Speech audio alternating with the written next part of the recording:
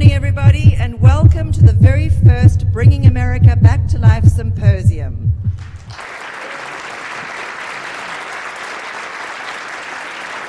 It is so wonderful to see you all here tonight. My name is Molly Smith. I'm the Executive Director of Cleveland Right to Life. The Bible tells us that our faith can move mountains, and literally this symposium proves it for us. We started off about 2 years ago with $2,000 in our bank account. And that's when we had this vision. We had no money, we had no way to get this going, and the board said, let's do it. Let's see what happens. During the course of our Tuesday morning meetings, our template evolved. On March 8th and 9th, 2010, the first Bringing America Back to Life Symposium took place in downtown Cleveland, Ohio. Beyond any and all expectations, the symposium was a great success. We interpret this success as a mandate. We chose PAVE as our acronym.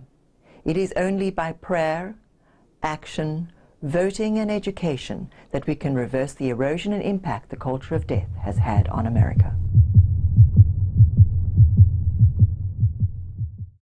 We invited speakers who are leaders in their fields. They represented the media, medical, academic, and legal professions, and they are passionate in their defense of the sanctity of life. Each speaker stood up for the movement in different ways. They all illustrated the importance of standing up for the life issues.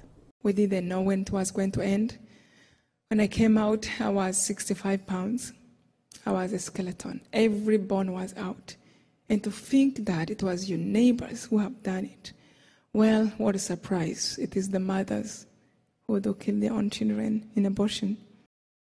I mean, I think basically the beauty of the pro-life movement also is it has brought religious organizations and people of disparate faiths together around this common cause because it's so fundamental, it's so foundational, it's so basic. Because it's vivid now in front of them. We can see the culture war in our face. For those of you that are not familiar with the term POB, those are the personally opposed butters. We're personally opposed to abortion, but what? The rights of the poor and the rights of the unborn child flow from exactly the same human dignity guaranteed by God who created us. I think that events like this symposium are just critical in not only raising awareness, but mobilizing people to you may say, enter the world of action. Ultimately, the way we change our society is by exercising our democratic right to be part of the decision-making process. I think it was Edmund Burke who said a long time ago that the best way for evil to triumph is for good people to do nothing. And they're going to go into one of these clinics and be given misinformation about what the fetal development is all about. They're going to be embarrassed and ashamed sometimes. And then they're going to go in the little room and they're going to get put to sleep. And then they're going to go out empty.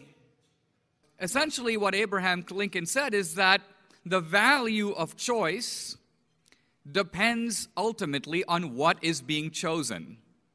In other words, it is meaningless to talk about freedom without examining how you are going to use that freedom. It's meaningless to talk about choice without examining the content of the choice. But the people who populate the pro-life movement are looking at a far-off hill and marching until they get there. And it has replaced the civil rights movement. It's the only mass movement of conscience in the United States. So Dinesh is right, but I also want people not to believe that we're close to being done because we're so big. We're not. It's a decades-long, maybe even a century-long effort to reclaim a commitment to life. For 2 days, our breakout sessions were filled to capacity. They provided vital education on how current events, science, and legal decisions affect the sanctity of life. Now here's a chilling phrase: terminal sedation. This is becoming a problem. Many hospices, many nursing homes are beginning to over-medicate patients at the end of life. And it doesn't sound like assisted suicide. It sounds like a very nice way of caring for people.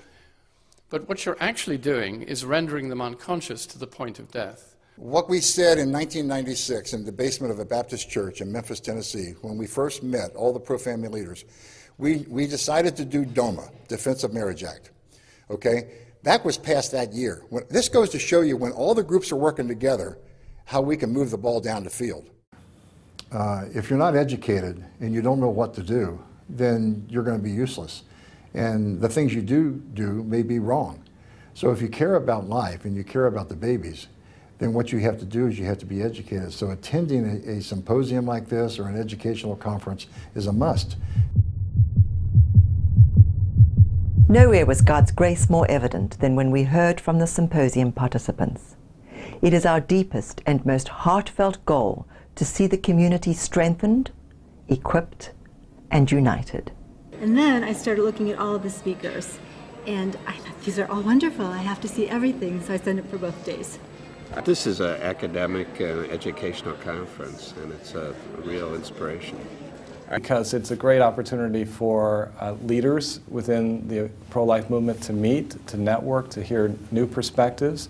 We cannot be isolated groups working in our corners of the world, and we now have the tools, the internet, the websites to stream live all of these wonderful works. I am pro-life. One of the main reasons is we adopted my younger brother who has Down syndrome, and we have been affected by that so much. What a wonderful person he is.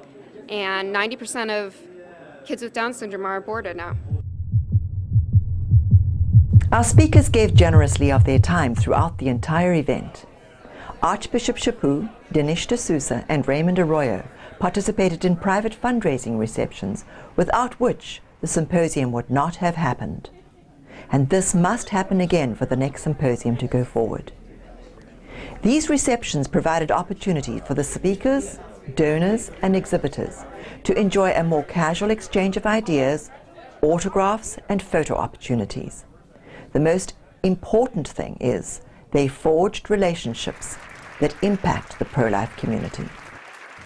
I'm so enthusiastic about Cleveland Right to Life and the event that they put on in 2010 because it brought people forward who had never before been to a conference. They learned, they became activated, they networked, and they were inspired. And that is really what conferences often do, is that, you know, if there are 20 different speakers, there's a chance that you are going to find someone who touches your heart. But more importantly than that, if you're moving through a conference for a couple of days, you're going to find the like-minded, the like-inclined, people with whom you have an instant connection.